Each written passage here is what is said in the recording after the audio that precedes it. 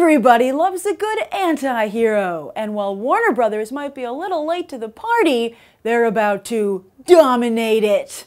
Yes, Suicide Squad is coming, and rumor has it Warner Brothers is so pleased with David Ayer's work that the studio is already pushing for Suicide Squad 2 to begin shooting in 2017. And since the first Suicide Squad movie has basically become the Joker and Harley show, although Jai Courtney's Boomerang does seem to be giving them a solid run for their funny money, it makes sense that an important player in the Joker-Harley relationship should make her debut in Suicide Squad 2, Poison Ivy. Yes, while Deadshot has proven to be an interesting distraction as of late, Poison Ivy is actually as crucial to the development of the character of Harley Quinn as Mr. J. And I'm not the only one who thinks Poison Ivy should make her DC Cinematic Universe debut, as BTT viewer Glitter Geek recently tweeted me to ask who I think should be cast as Poison Ivy, and I do indeed have a few ideas. But first, allow me to introduce Poison Ivy, who actually isn't that well known these days, thanks to largely being benched in the Batman Arkham video games, which do seem to be the driving creative force for the Batman brand right now. Yet even in the comics recently, Harley Quinn is DC's top female character, getting even more attention than Wonder Woman. However, long before Batman the Animated Series introduced the character of Harley Quinn, another female doctor freed from her inhibitions by villainy was considered the sexiest member of Batman's rogues gallery. And perhaps the similarities between the two characters is what led Batman the Animated Series to pair them up in the episode that would make Harley Quinn a character in her own right, Harley and Ivy. Debuting about a year after Harley's debut in Joker's favor, Harley and Ivy highlighted an aspect of the Harley Quinn character that gave her more depth than Batman's other female villains, that she was a poster girl for domestic abuse and all its complications. Yes, Harley Quinn's relationship with Mr. J wasn't black and white, even though her best friend Poison Ivy felt that it was. So over the course of Batman the Animated Series, Poison Ivy and Harley Quinn became their own dynamic duo, and such a fan favorite that their episodes together became even more highly anticipated than when Harley Quinn appeared with the Joker.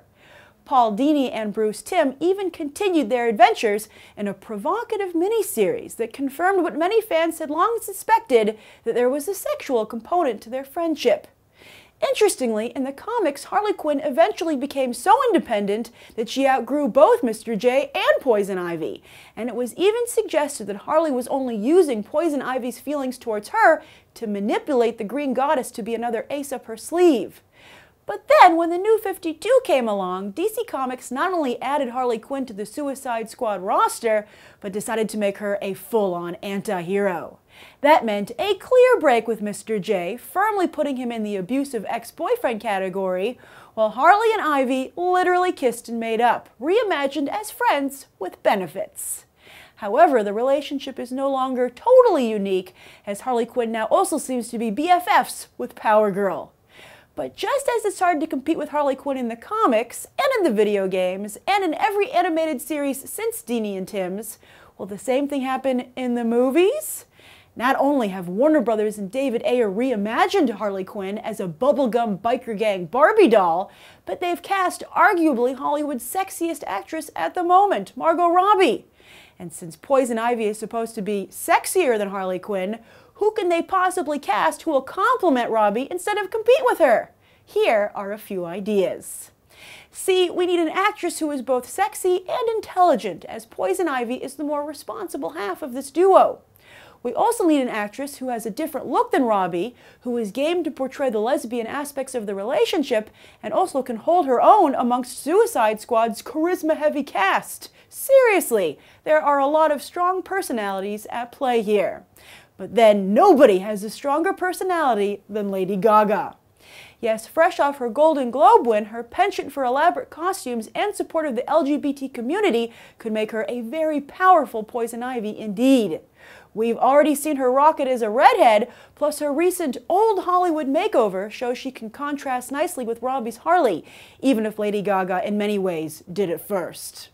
But if Warner Brothers and Ayer want an actress with more experience, it would be hard to do better than Rooney Mara. Mara has also played her own version of Harley Quinn, but she's also recently gone classic with Carol. Mara also has an excellent relationship with the LGBT community, plus an edge that would make her Ivy a good counterpart to Robbie's softer Harley Quinn. However, lesbians are often portrayed in movies as supermodels making out with supermodels. So if Suicide Squad wants to highlight the down-to-earth friendship part of Harley and Ivy, Orphan Black's Tatiana Maslany could also be a very good choice. Maslany also has been vocal in her support of the LGBT community and has plenty of fans thanks to her work on Orphan Black.